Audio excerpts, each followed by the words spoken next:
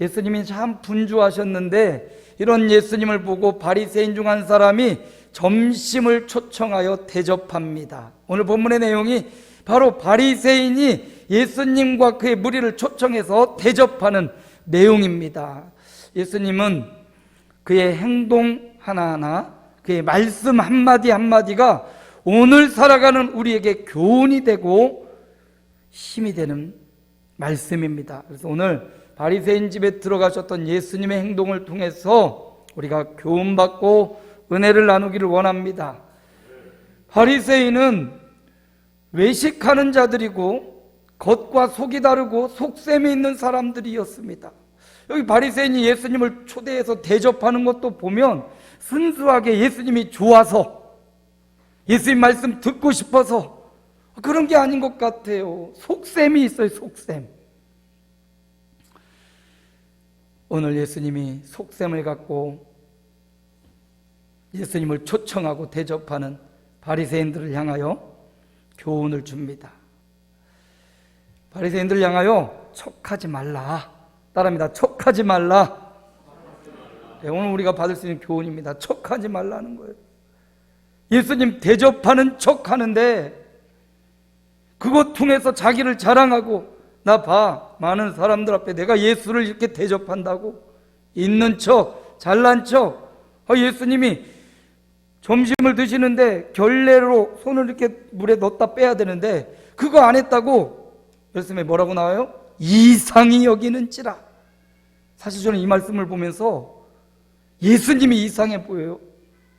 왜 그 바리새인의 집 뻔히 속셈이 있고 속내가 있는데, 계산이 있는 그 사람의 초청에 응해서 왜 그 집에 가셨을까? 사실 예수님이 그 집에 간 게 이상한 거지, 손을 물 담그지 않은 게 이상한 게 아니에요. 근데 이 바리새인은 자신의 생각, 자신의 지혜, 자신의 지식, 그것으로 예수님을 판단하고 예수님이 깨끗하게 하는 물에 손을 넣지 않았다고 예수님을 비난하고 판단하는 거예요. 정말 예수님을 대접하는 마음이었다면 이렇게 하지 않았죠. 예수님을 대접한다면 주님이 어떻게 하시든지 주님이 하시던 대로, 살아계신 하나님의 아들인 예수님이 하시는 대로 그분의 입장에서 그분을 배려하고 그분을 대접했을 거예요. 근데 이 대접은 주님을 주님으로 대접하는 게 아니라 기회를 잡고 주님을 판단하고 자신의 지식, 자신의 고정관념으로 예수님을 가두려고 예수님을 지금 대접하고 있는 거예요. 그러니까 예수님이 척하지 말아라. 대접하는 척하고 있는 척하고 잘난 척하고 자신의 지식으로 아는 척하지 말라고 교훈해 주고 있는 겁니다. 공동체 내에서도 꼭 이렇게 척하는 사람이 있으면 문제가 생깁니다. 있으면 있는 대로, 잘났으면 그냥 잘난 거예요. 그런데 척을 한단 말이에요. 여기 척이라는 국어사전적 의미를 보면 그럴듯하게 꾸미는 거짓 태도나 모양, 거짓으로 꾸미는 거예요. 많은 사람들 앞에 내가 예수님을 대접한다고 있는 척하고 아는 척하고 있는 거예요. 율법을 꽤나 잘 아는 것처럼 예수님이 결례를 행하지 않는 것 이상하다고 자신이 아는 것을 자랑하는 것을 의미합니다. 주님이 그런 바리새인들을 향하여 척하지 말아라. 우리가 안다면 얼마나 알겠어요? 우리가 있다면 또 얼마나 있겠습니까? 우리가 또 잘났으면 또 얼마나 잘났겠어요? 세월 앞에 잘난 것도 있는 것도 아는 것도 세월 앞에 별로 효과가 없더라고요. 여러분, 바리새인들을 향하여 주님이 주신 말씀, 척하지 마라. 우리도 우리 자신을 한번 돌아봐야 됩니다. 내가 혹시나 척하고 있는 모습은 없는가? 이것 때문에 다른 사람이 상처받지는 않는가? 돌아보고 우리 척하지 맙시다. 주님은 이렇게 말씀하셔요. 정말 대접하려면 중심으로 진실한 마음으로 대접해야 된다라고 말하고, 로마서 12장 13절에는 이렇게 말씀합니다. 우리 함께 읽습니다. 성도들의 쓸 것을 공급하며 손대접하기를 힘쓰라. 쓸 것을 공급하며 대접하기를 힘쓰라고 말씀하셔요. 여기 대접은 단순히 음식을 대접하는 것, 이것도 맞지만 더 깊이 들어가면 예수님을 예수님으로 대접해 줘야 되는 거예요. 하나님을 전능하신 창조의 하나님으로 대접해야 되고, 성령님을 내 안에 주인으로 대접해야 되는데, 내가 주인 노릇하는 것, 올바로 대접하지 않는 것을 의미합니다. 주님이 정말 대접하려면 귀한 마음으로, 진실한 마음으로 겸손하게 대접해야 된다라고 말하면서, 너희도 서로 대접하기를 힘쓰라, 손대접하기를 힘쓰라, 이렇게 말씀하십니다. 저와 여러분이 척하지 말고 있는 척, 잘난 척, 아는 척 하는 게 아니라 겸손히 대접할 수 있는 사람. 누가 대접합니까? 그 상대방을 귀히 여기고 배려하는 사람이 대접할 수 있어요. 겸손히 대접하기를 힘쓰라라고 주님 말씀하십니다. 오늘 바리새인에게 주는 이 교훈을 통하여 저와 여러분도 겸손히 성도들을 대접하고, 더 나아가서 하나님으로, 예수를 하나님의 아들로, 성령님을 내 삶의 인도자로 대접해드리는 대접의 삶을 살아가시기를 축복합니다. 주님이 또 바리새인들을 향하여 깨끗한 척, 거룩한 척 하지 말아라.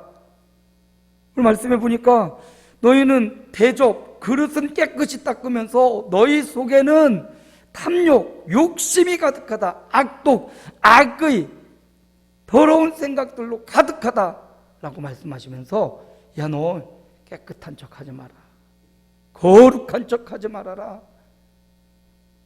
어떻게? 너희 속을 깨끗이 하는 자가 되어라.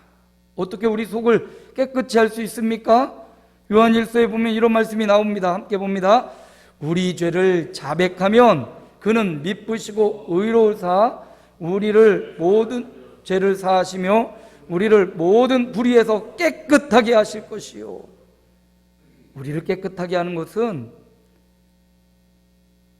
하나님 앞에 나아가 우리 죄를 자백하고 회개하는 것이 우리를 깨끗하게 하는 것입니다.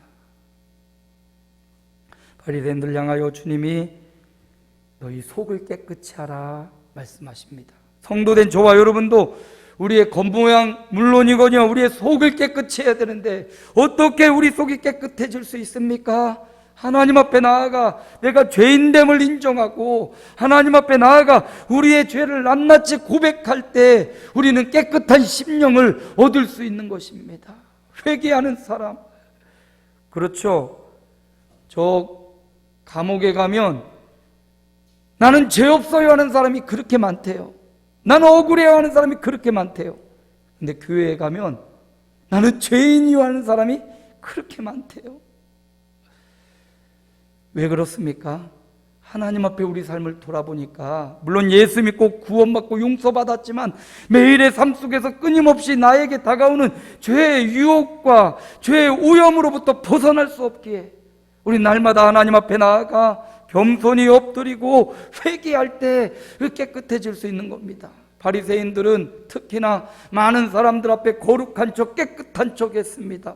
많은 사람들 앞에 나가서 사람들이 보이는 장소에 가서 두 손을 들고 하나님을 자기 혼자 섬기는 것처럼, 하나님이여 내가 이렇게 11조를 드리나이다, 하나님이여 내가 이렇게 거룩한 생활을 합니다, 깨끗한 생활을 합니다, 사람에게 보이려고 거룩한 척, 깨끗한 척 했단 말이죠.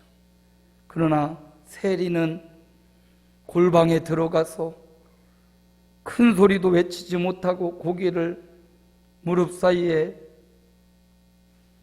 쳐박고, 하나님 나는 죄인입니다, 나를 불쌍히 여겨 주옵소서.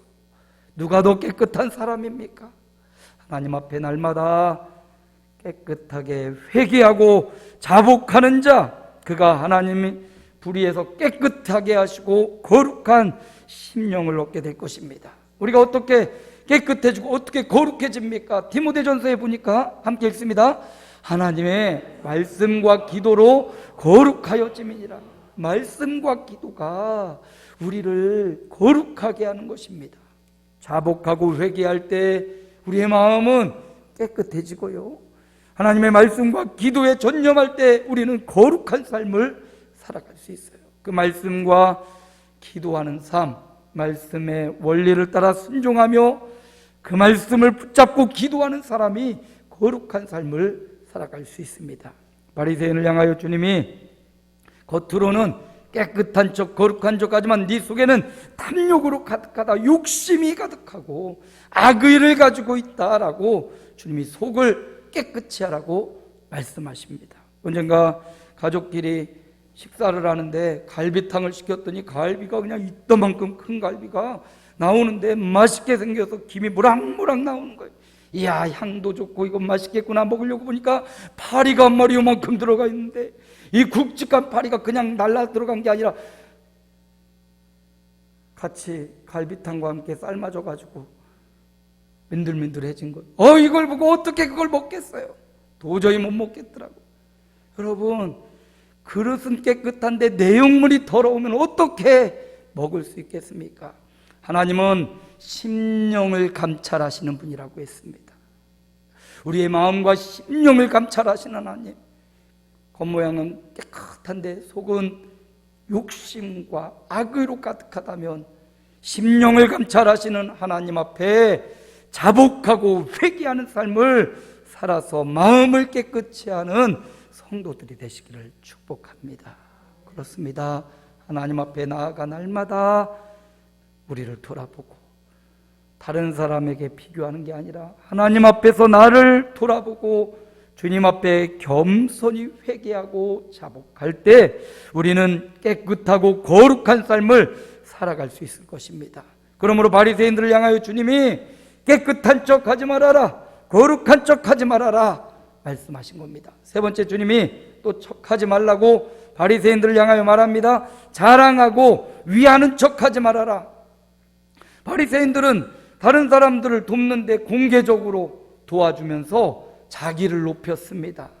자기 이름을 내려고 사람들을 도와준 거예요. 근데 주님이 오늘 말씀해 보니까 41절에 그러나 그 안에 있는 것으로 구제하라. 그리하면 모든 것이 깨끗하게 되리라 말씀하셔요.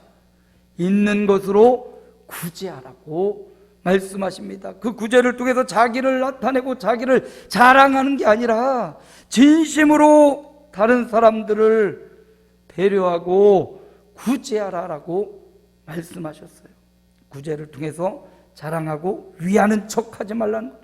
그들의 윗선을 주님이 강력하게 지적하고 계십니다. 그럼 어떻게 해야 됩니까? 자랑하지 말고 사랑해야지. 따라합니다. 자랑하지 말고 사랑하자. 자랑은 자기를 드러내는 거지만 사랑은 자기를 감추는 것입니다. 자랑은 자기를 나타내는 것이고 자기를 높이는 거지만 사랑은 자기를 희생하는 겁니다. 자기를 자랑하는 사람이 많을 때 공동체는 힘들어지고 힘이 빠집니다.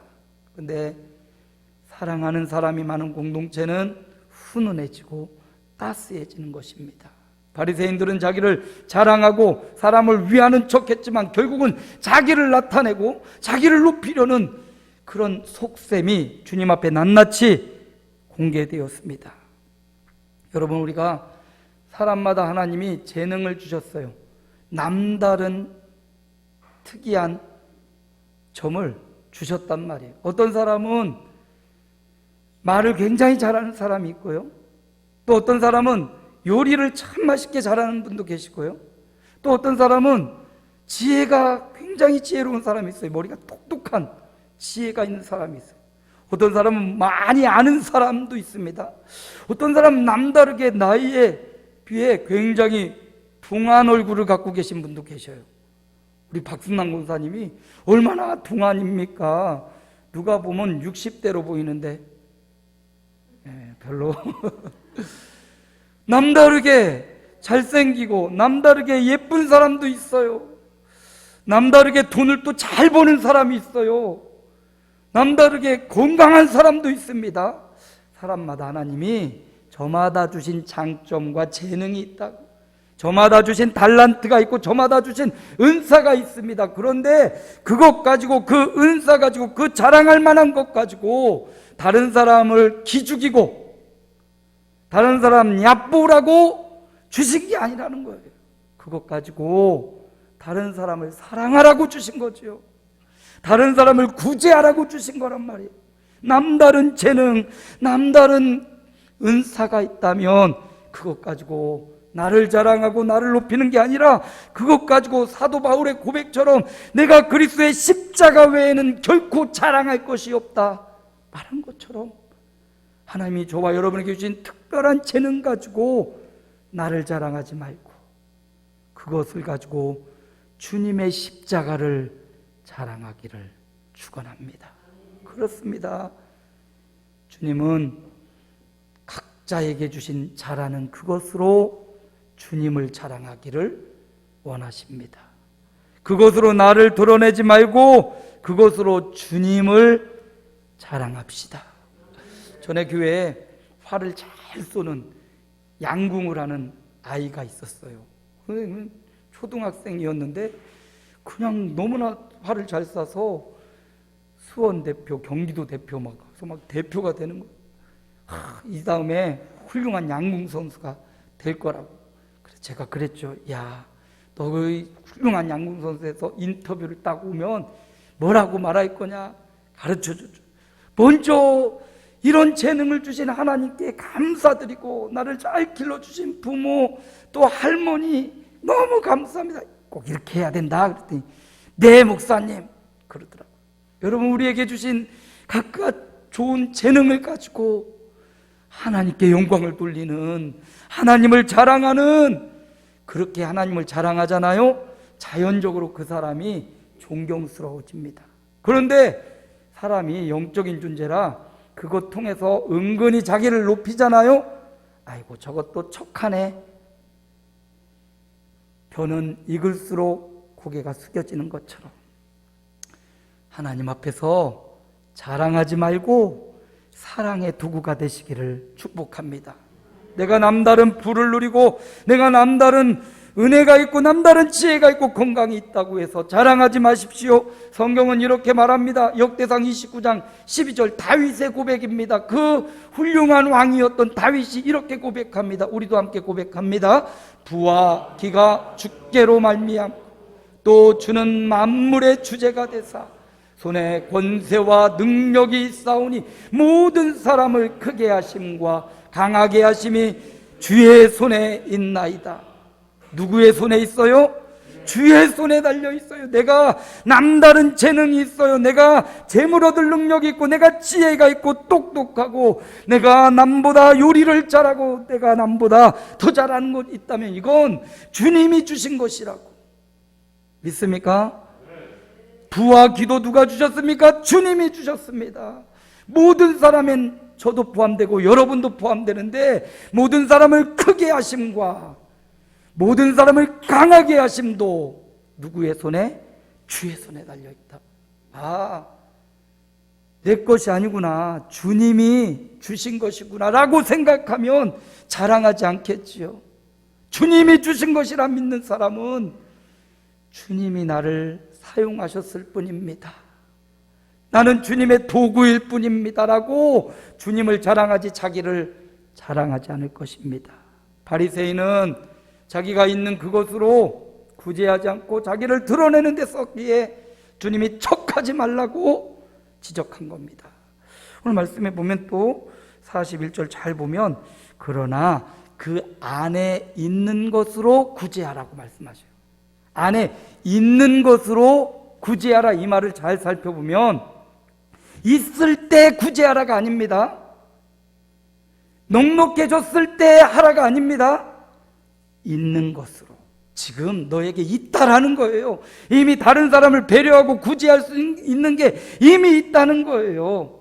그 있는 것을 찾아내서 그 있는 것으로 지금 구제하고 사랑하고 돌아보라 말씀하십니다. 아유 목사님 나 좀 넉넉해지면 내 통장 잔고가 얼마만큼 차면 그때 할게요가 아니라 지금 소소하지만 있는 그것으로 그 사람을 배려하고 돌아보고 사랑하고 때로는 물질로 때로는 음식으로 때로는 재능으로 그 사람을 도와주는 것, 이게 바로 척한 삶이 아니라 착한 삶이라는 말씀입니다. 주의하십시오. 있는 것으로 구제하라고. 분명히 하나님이 저와 여러분에게 있는 것을 주셨다는 거예요. 이미 있는 그것으로 우리 교우들을 돌아보고 사랑하시기를 축원합니다. 돌아보고 사랑하고 구제하는 말씀이 잠언 11장 24절에도 나와 있는데 우리 함께 읽습니다. 흩어 구제하여도 더욱 부하게 되는 일이 있나니 과도히 아껴도 가난하게 될 뿐이니라. 그렇죠. 구제한다고 흩어 나눠준다고 가난하게 되는 게 아니라고요. 신기하죠? 하나님의 법칙은 흩어주고 나눠주는데 항상 넘치는 삶을 살아요. 어떤 사람은 아끼고 손에 쥐고 있는데 그거 하나밖에 없어요. 어떤 게 더 감동적이고 어떤 게 더 감격적인 삶입니까? 나눠주고 베풀어줘도 풍성하게 되는 하나님의 법칙. 주라, 그리하면 너희에게 줄 것이니 누르고 흔들어 넘치도록 하여 너희에게 안겨주리라. 하나님의 말씀이죠.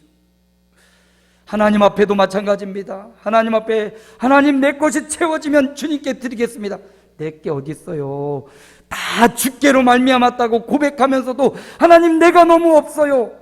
네게 없다니까. 그러니까 하나님 앞에 드리는 삶, 하나님이 주신 것 주님 앞에 인정하며 드릴 때 하나님이 신기하게도 그의 삶을 부하게 만들어주시는 은혜의 법칙을 깨닫게 됩니다. 오늘 말씀해 보니까 많이 흩어서 구제하는 삶을 살라고 주님 말씀하시지요. 자, 보십시오. 바리새인들은 척하며 살았어요. 어떤 척을 했습니까? 있는 척, 잘난 척, 아는 척, 또 깨끗한 척, 거룩한 척, 사랑하는 척, 또 위하는 척. 이렇게 자꾸 말하다 보니까 저에게 해당되는 게 굉장히 많은 것 같아요. 바리새인을 향한 주님의 책망인데 내가 그랬구나. 내가 있는 척하고 잘난 척하고 아는 척하고 거룩한 척, 깨끗한 척, 자랑질하고 위하는 척했구나. 그래서 회개하는 마음을 가졌습니다. 여러분, 주님이 성도는 척하며 사는 게 아니라 착해야 된다. 성도다운 것은 착한 것이다라고 말씀해요. 그럼 뭐가 착한 것입니까? 어떻게 주님은 우리가 착한 삶을 살라고 말씀하십니까? 마태복음 5장 16절 주님이 이렇게 말씀하셔. 이같이 너희 빛이 사람 앞에 비치게 하여 그들로 너희 착한 행실을 보고 하늘에 계신 너희 아버지께 영광을 돌리게 하라. 뭐라는 겁니까? 착한 행실로 착하게 살라는 말씀이에요. 주님이 직접 하신 말씀이죠. 또 갈라디아서 6장 10절에도 보니까 여기는 함께 읽습니다. 그러므로 우리는 기회 있는 대로 모든 이에게 착한 일을 하되 더욱 믿음의 가정들에게 할지니라. 모든 사람에게 착한 삶을 살래. 또 더 나아가 더욱 누구에게? 믿음의 가정들에게 할지니라. 우리 아름다운 교회 공동체가, 믿음의 공동체가 더욱 서로 돌아보고 착한 일이 넘치는 그런 공동체가 되기를 소망합니다. 형제들아, 우리가 말과 여로만 사랑하지 말고 행함과 진실함으로 하자. 행함과 진실함으로 교우들, 더 믿음의 가정들이 더 힘있게 사랑하는 착한 교회가 되기를 소망합니다. 세상 사람들은 착하다는 것을 비유적으로 요즘 착하다 그러면 뭔가 미련하다, 둔하다라고 말하지만 성경적으로는 착한 행실을 하고 착한 일을 하라고, 순수하고 진실하라고 말씀하고 있습니다. 세상적 비유에 흔들리지 말고 척하지 말고 성도다운 착하게 살아가는 성도가 되시길 축원합니다. 그렇다면 착한 삶이 뭐냐? 오늘 바리새인의 비유를 통해서 보면 착하게 사는 것은 겸손히 대접하기를 힘쓰는 것입니다. 겸손한 마음으로 사람을, 음식도 마찬가지지만 그 사람답게 그를 대접해 주는 것, 이게 착한 삶이에요. 하나님을 향하여 하나님, 창조주 하나님, 구속주 예수님, 인도주 성령님을 그분으로 인정하며 대우하는 것이 대접하는 거예요. 겸손히 대접하길 힘씁시다. 두 번째, 날마다 회개함으로 우리의 심령을 깨끗이 하는 것, 이게 착한 삶이에요. 마지막 세 번째, 서로 돌아보아 자랑하는 것 아니라 사랑하며 행함으로 구제하는 삶이 착한 삶이라는 것, 이 사실을 기억하시고 저와 여러분이 척하지 않고 착하게 살아가는 저와 여러분의 오늘 하루 남은 생에 되시기를 주님의 이름으로 축원합니다.